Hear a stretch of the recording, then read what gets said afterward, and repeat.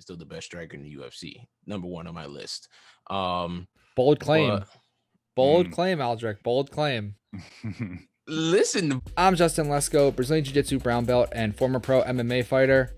Is Conor McGregor versus Dustin Poirier 3 really as big a fight as the UFC is making it out to be? Will Conor McGregor ever be a UFC champion again? Will Dustin Poirier ever be a UFC champion? Well, here today to help me answer all of those questions and more are our buddies from the Fight Dialogue, Tim and Aldrich. The Fight Dialogue has some of the best MMA content on YouTube, and I'm not just saying that because they're here today.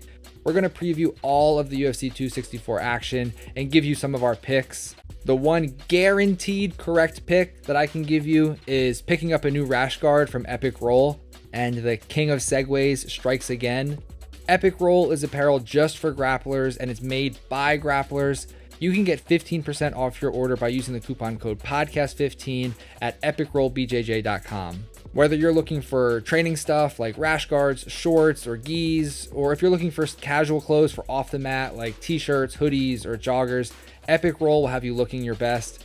Give them a follow on Instagram at epicrollbjj and use our code podcast15 at epicrollbjj.com. It's UFC 264 Fight Week. Welcome to That Jiu-Jitsu podcast featuring the Fight Dialogue. All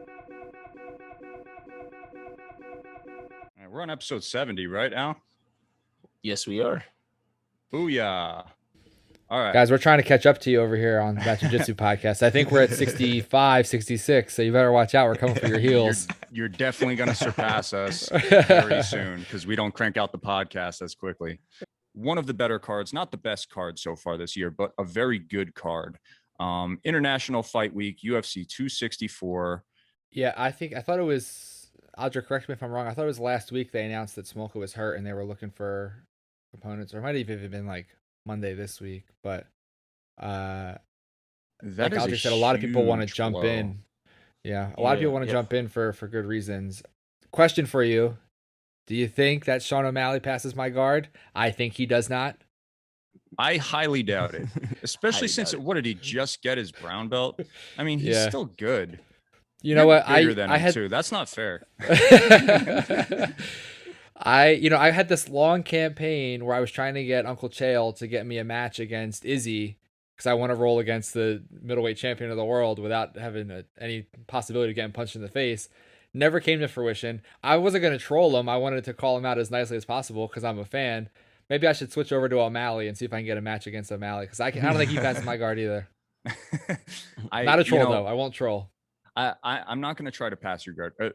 At some point, me, Justin, Al, we all got to get together and we all just have to take turns passing Justin's guard. That's going to be the entire day.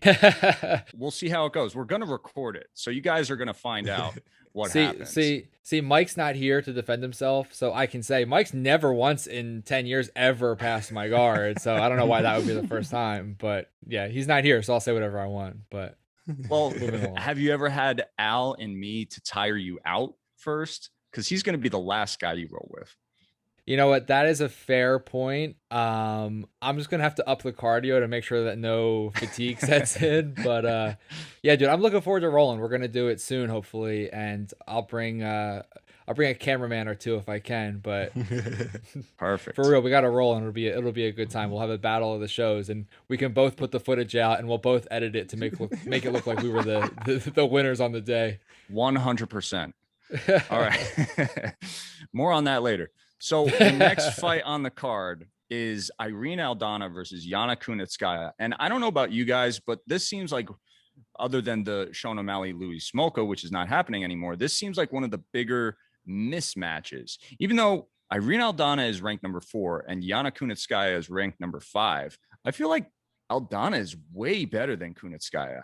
I can't even remember who Yana has beaten or if she's even won. It's a great striking matchup. Yana, when she came in to UFC, she started at 145. I think her first fight was a title fight against Cyborg, if I'm not mistaken. And she moved down to 135 like most fighters do.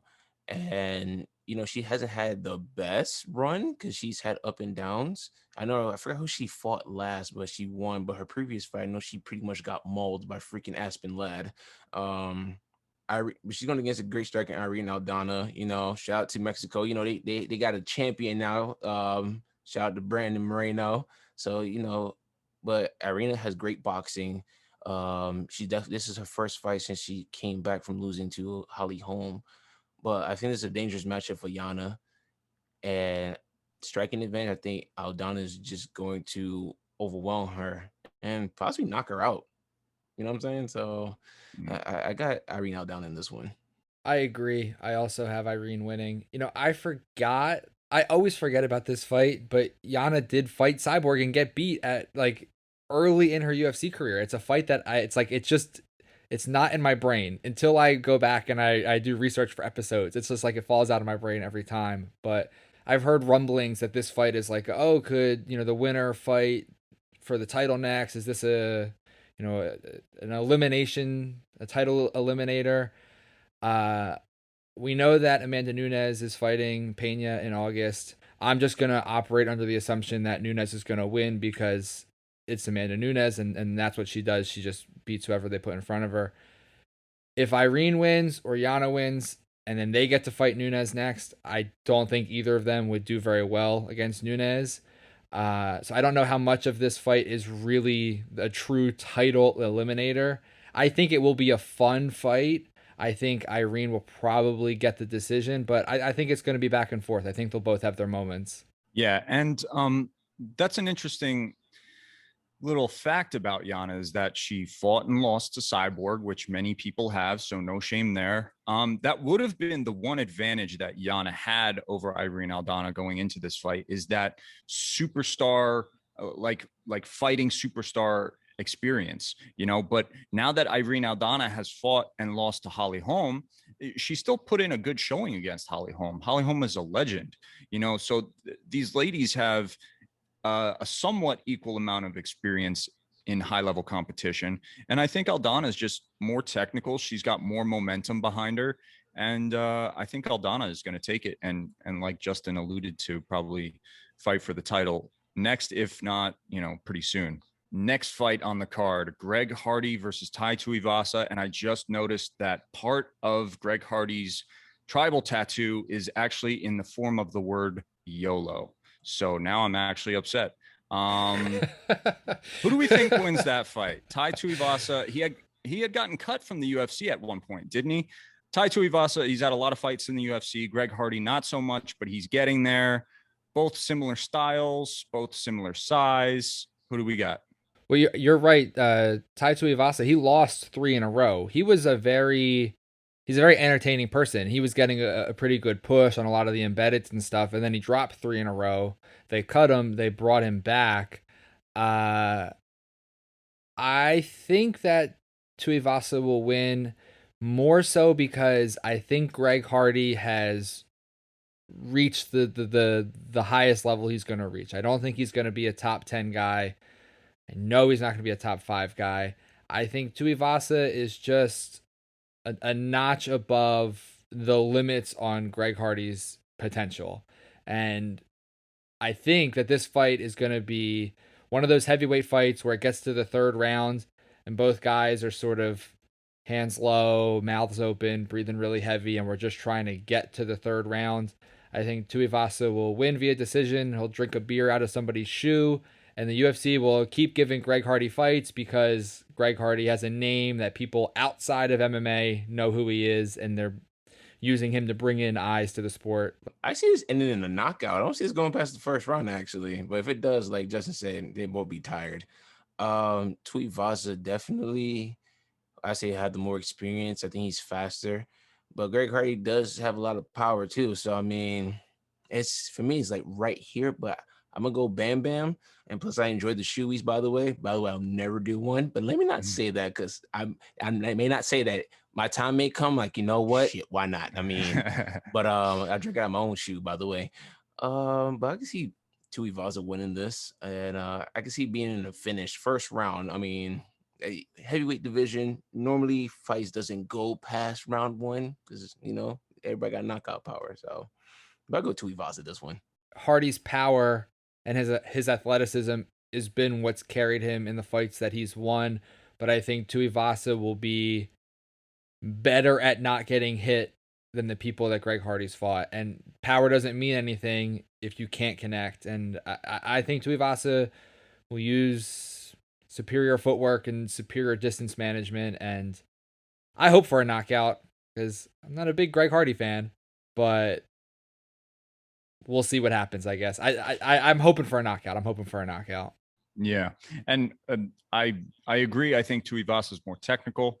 He's definitely got more high level experience, and he's the toughest dude that Hardy has fought. But Tuivasa also has the tendency to like kind of get in the trenches with guys sometimes. Just like, all right, we're gonna slug it out now, and that's how he's gotten most of his losses. Like that 3-fight losing streak, I think he did that with Junior Dos Santos.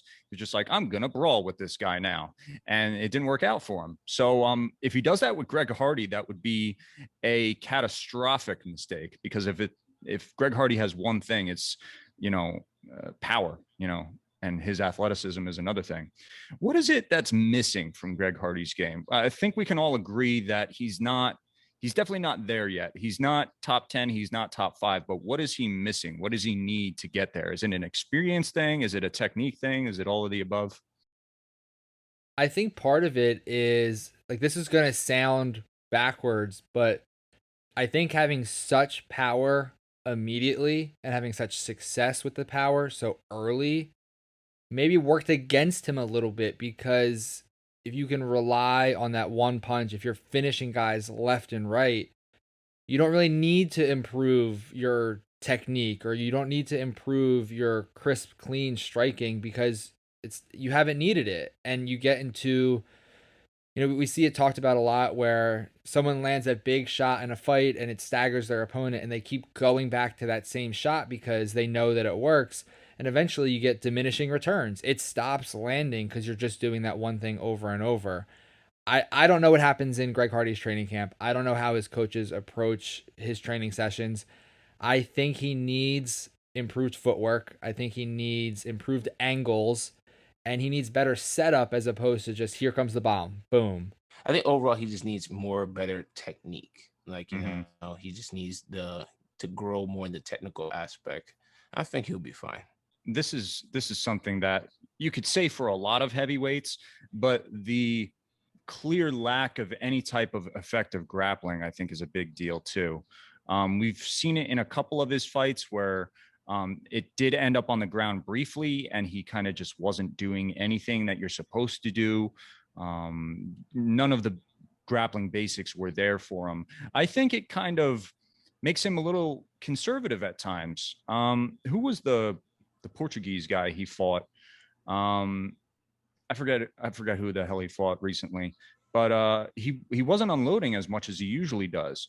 Maybe it's because he knows he doesn't have the grappling if the fight goes to the ground. He got away with it in the Contender Series and in the organizations outside of the UFC because nobody was trying to take him down or anything like that. Now there are some better grapplers that he has to watch out for. So maybe that's something that is kind of holding him back as well in his striking game. But I don't know. We'll see who wins. Next fight, co-main event, Stephen Wonderboy Thompson versus Gilbert Burns.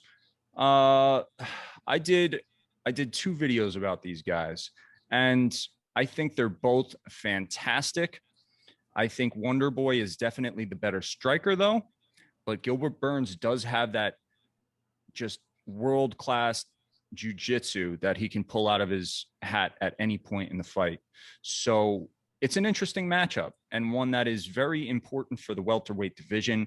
I've heard some people say, if Thompson wins, it's a title shot. If Gilbert wins, though, it's not going to be a title shot. Whether that's true or not, I still think it's an important fight for both men. So who do we got? This is one of those fights that I love the fight and I hate the fight at the same time, because I'm a fan of both guys, and someone has to lose and someone gets to win. And after the fight, I'll be happy that one of them got the W, and I'll be, bummed for the other guy. But I think that you're right. I think that you could almost label this as striker versus grappler. I mean, Gilbert Burns is no slouch on the feet. He has a very well developed stand up game, but he's a jiu-jitsu guy. He's a jiu-jitsu guy. Stephen Thompson is a karate guy. He's a kickboxer. I want Stephen Thompson to win mainly because I want to see Usman fight someone that he has not fought before, and he's not fought Stephen Thompson, and I think that Usman versus Thompson matchup is a similar matchup to this Burns versus Thompson matchup. I think the fight would play out similarly. I do think that if you're Gilbert Burns, you feel it out on the feet a little bit and you put this fight on the mat and use your superior grappling to beat up on Stephen Thompson. The question will be, can he do it? Can Stephen Thompson use his range and use his footwork to prevent the takedown? That the whole fight revolves around, can Gilbert Burns take the fight down? Because I don't think he's going to win a kickboxing match against Stephen Thompson. Right? Like that's where it has to go. Yeah. For me, this is a great match. Like you said, striker versus grappler. Burns recently has fell in love with the striking. A lot of grapplers are more doing that. That being said, to go to Justin's point, Burns needs to get this to the mat because let's be real, Wonder Boy, to my opinion, I mean, no discredit Adesanya, you are, but I believe Steve Wonder Boy Thompson is still the best striker in the UFC, number one on my list. Bold claim. Bold Mm. claim, Aldrich. Bold claim.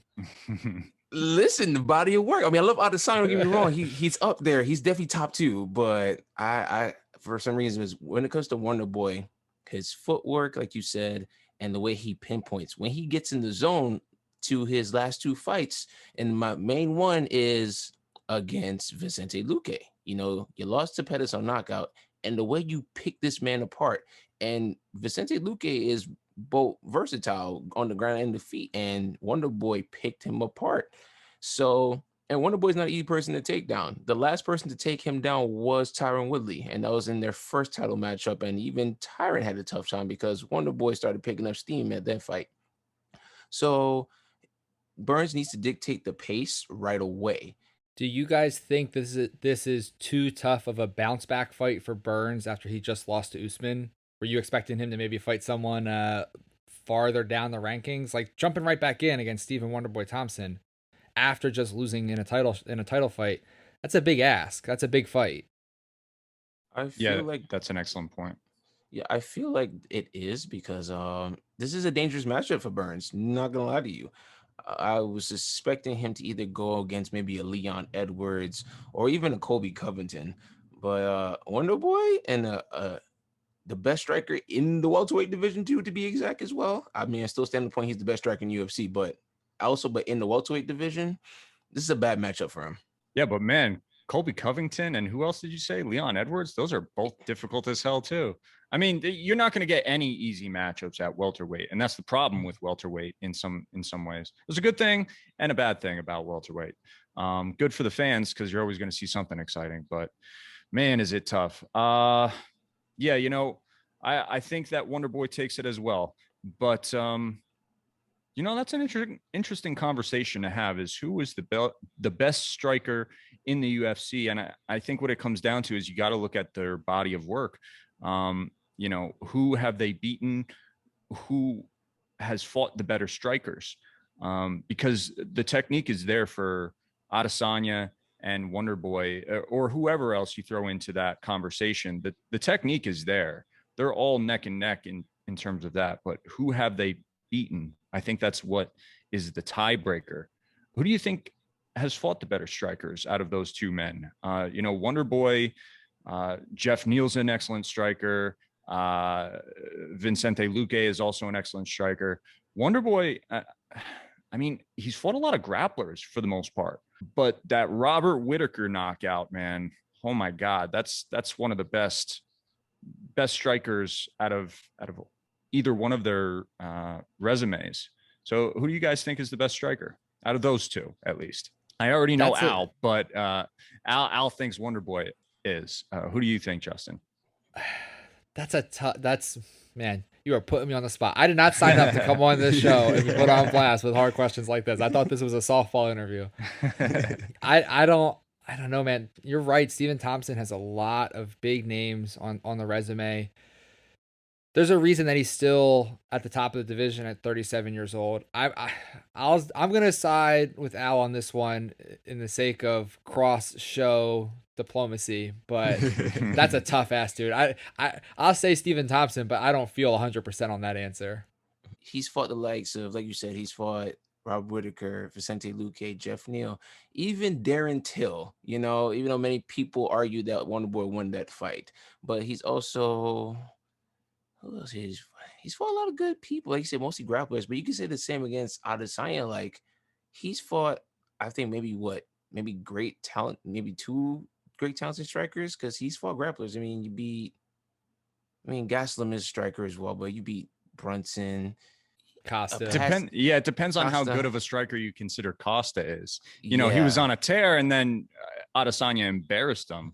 But what can you really consider him a striker? Like, I don't even know what Paulo Costa's base in martial arts is. You know, I don't know what Paulo Costa is made out of either. So yeah. But if you also look at on the flip side, if you look at Adesanya, when you fight these grapplers who are really great grapplers, I think one of the toughest things to do is be an effective striker against someone who wants to grapple with you. And yeah, Romero had very few instances where he looked like he wanted the takedown in his fight with Adesanya, but to be able to be a very good striker and put on a great striking performance against people who probably want to take you down, I don't know, is that better than beating up another guy who's also a really good striker? Like, what's more difficult to do as a striker? Beat someone who doesn't want to strike with you or someone who does? Yeah. Yeah, and that's a really important point, is how good are they at striking in the context of MMA? And even though I didn't answer it on this show, if you want to know who I think is the better striker, just go watch my videos on them. I did give them a score. They both have a score that, numbers, one's higher than the other. We got to move on here because we're running out of time, and we still got one major fight to talk about, which is, of course, the moment we are all waiting for: Dustin Poirier versus Conor McGregor 3. Conor McGregor won the first fight by knockout in the first round. Dustin Poirier won the second fight by knockout in the third round, I believe. Second round. Yeah. So this is going to be very interesting. The odds are pretty even, although most people I talk to actually pick Dustin to win. So I don't know where they're getting the odds from. Who wants to go first on this one? Aldrich, you can go first, but on the odds thing, I checked the odds right before we pushed record, and they had McGregor as the favorite, despite just losing to the guy he's about to fight. So small favorite, but favorite nonetheless. But Aldrich, you go and give me a rundown of what you're thinking. Well, not often we get trilogy fights, This one pretty much takes the marbles because you have the biggest name in the sport in Conor McGregor, and you're going against a guy in former interim lightweight champ Dustin, who's came a mighty long way, and on his path, he's took out former champions, and even times that the time was Max was the champion, he took him out. So, oh man, I'll say this has to be the toughest one to actually break down because both men have evolved since their first matchup, and compared to this, both are great strikers for sure. Dustin's a little bit more well-rounded because he does have a grappling background as well. But in the case of this, when McGregor comes back in rematches, when he's lost, he's come back more focused. And you see in the likes of that when he first lost to Nate, he means to ask for that rematch back. He came back putting on a better performance. This matchup, you really asked for the him and Dustin threw down. Dustin was the better man in this one because McGregor came out boxing heavy, and he pretty much avoided the leg kicks, and he didn't think about that, and it took a toll on him, and then that's how Dustin got it. But I feel like this one I have to go with Conor. Reason being because he seems more focused, he's more in tuned. He's went back to his karate base style. What made him, because all in all, and me and Tim have discussion about this, McGregor has amazing kicks. He sets up his punches with kicks as well too, and I feel when he's more motivated, he's more in tune. I think he's just gonna be the better man in this thing, and I can see this ending up in a finish within the first 2 or 3 rounds. I don't see this going all 5 rounds. I don't. And but to Dustin's credit, his striking has evolved in many ways as well too. They're just both so much better. So it is tough, and I'm not surprised the odds are this close because it's just like, how do you go about this? I know this probably was one of my worst terrible breakdowns, but it's just like you really can't. It's one of those things like you just don't know who, and Right. just on the fence. You just had to see it play out. But if I had to choose, I will have to go to McGregor in this one. I think it's, Dustin obviously passed up fighting for the vacant title because he wanted this fight again, which why would you not? You're going to make the most money you've ever made in this trilogy fight.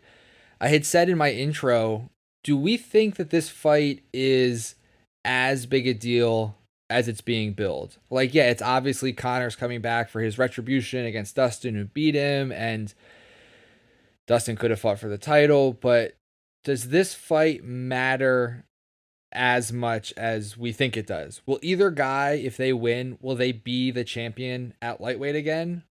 Would either guy move on to fight for a belt within the next year? Or is this just a sort of like the second Nate Diaz fight? Conor makes us a ton of money, so we're going to give him what he wants, and he wants another crack at Dustin. Like, how important is this fight outside of us being excited to see it? Yeah, and that's the real question right there. Because who's the champion right now? Charles Oliveira. So if one of these guys wins, do they get a title shot? I think you're on the right track there of what does this mean for the division, or does it mean anything for the division? They're still very highly ranked. Dustin is arguably number one, and Conor McGregor is somewhere in the top five, most likely. So, where does this all play out? If Conor wins, he's going to be right back in that title picture. He's going to be right there. And honestly, I like his chances against Charles Oliveira because Charles Oliveira has been knocked out a couple times in his career. So, in a way, it means nothing for the division, but in some other ways, like because of who they are, you could easily throw them right back into the belt position. Who do I think will win? It's not as simple as just check the kick, Right. A lot of what the conversation has been revolving around is those leg kicks, which of course played a huge part in their first fight, but it's not that simple. It comes down to not only checking the kick, but how you're going to check it, and then what you're going to do after that, because the leg kick isn't Dustin's only weapon. You still have to contend with Dustin's grappling, which he showcased in the second fight. Granted, Conor did an excellent job of getting back up to his feet, but that's going to stifle a lot of Conor's offense because he's going to have to worry about that takedown. And when I say how is he going to check the kick, you don't have to check the kick in the literal sense. You don't have to, lift your leg and turn your shin out. You could just move out of the way of it. And when Conor is in his karate stance, he is more mobile. He can go in and out a little bit faster. And maybe that's why he had less of a problem with leg kicks in his earlier career. He's definitely taken some bad leg kicks over his career, but he's always eaten them and just kept going. This is the first time he's actually really been affected by them. And I would argue that his karate stance is even more vulnerable to that leg kick because he's putting his leg out there to be kicked. He has to get out of the way of it. It's very difficult to check a kick from that karate stance. So I'm very interested to see how Conor comes out into this fight. He says he's focusing more on the bladed stance, but he could just be saying that and goes right back to boxing when he gets in the ring, or the cage rather. But I am going to pick Conor. Dustin got hit very badly in that second fight. He got rocked in that second fight. And I picked Conor to win that second fight too. And the reason for it was because I believed if Conor got hands on him at all, it would have been over. I was actually impressed by Dustin's chin, despite the fact that he got rocked very badly. I was impressed that he was able to eat as many shots as he did and still stay composed. It'll come down to if his chin holds up once again, because Conor is going to hit him. And we'll see if Dustin's chin holds up. But I pick Conor. I'm not too confident in that pick, but I do pick Conor. I also pick Conor to win, and I think that we can.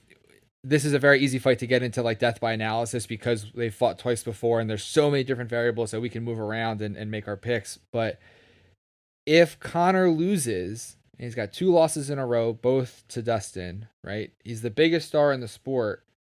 Do you think a loss hurts Conor more than a loss hurts Dustin? That's an excellent point to bring up. Conor has, he's lost fights before. So has Dustin Poirier.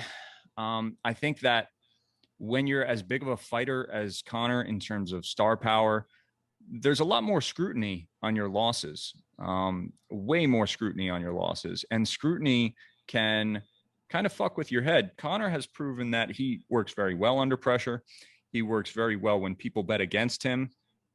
But I think in terms of how it looks, like from the outside looking in, like not how it affects each fighter, but in terms of their marketability and whatnot, I think it definitely hurts Conor more than it does Poirier, because Poirier's, he's built himself back up from a bad losing streak before. And I think we almost expect Poirier to lose more before his career's over. I know that sounds weird to say, but with the frequency that he fights and the high caliber of fighters that he goes up against, it's like, I really would be surprised if he does not lose again to somebody before the end of his career. Conor, he's such a big star. There's so much hype around him. You almost expect him to win every time because of that hype. You almost believe it, even with being an analyst and knowing exactly what his skill sets are and where his strengths lie. You start to believe in the hype because it's just there in your face all the time. So yeah, it would definitely hurt Conor more. This is definitely this one here is a big one for Conor, because I think in his mind he loses. All right, how do I bounce off from this one? Many even said, people go around say if Conor loses, they think he may retire from the sport. To this magnitude, because when he won the lightweight title, the lightweight division wasn't this stacked.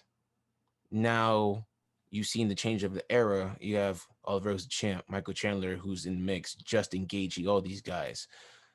And it's like, you're in the Shark Tank. This is a popular division. So this is a very crucial fight for him, and he knows that. And this is why I choose him to win in this fight, because we've all seen when Conor McGregor is motivated, fully motivated, and fully invested, he is dangerous, and he is someone not to play with. And you have to be on your P's and Q's. And he hasn't won a fight since the Eddie Alvarez fight, isn't that? No. He beat Cowboy. Oh yeah, that's true. Yeah, he beat Cowboy. True. Now we see that McGregor come out, just immediately just starches you. Then but like this, he hasn't won at lightweight 155 since Eddie Alvarez. So yeah, you could say he hasn't beat an elite competitor since Eddie Alvarez, which is shade on Cowboy. And I'm sorry, because I like you, Cowboy, but. I think we can all agree that this is going to be a super great card, and I had a lot of fun breaking it down with you guys. Thanks for doing another crossover with us. Thanks for putting up with me trying to get everyone to pass my guard. Mm-hmm. We are 100% going to do 2 shows grappling together in the near future. I'm looking forward to it, but you guys are always welcome on our show as well, because you guys have great insight. Like I said in my intro, you guys have some of the best content out there for fight breakdowns, and your podcast is really good too. So let's do some more of these. Let's do some more card previews, and I guess we'll look next week at who was really right with their predictions and who was really wrong. And it'll probably be me, as people on Instagram like to point out. But thank you guys. Thanks again for having me. Thank you for coming to our TED Talk. We love you, and bye-bye. Adios. Thanks, guys.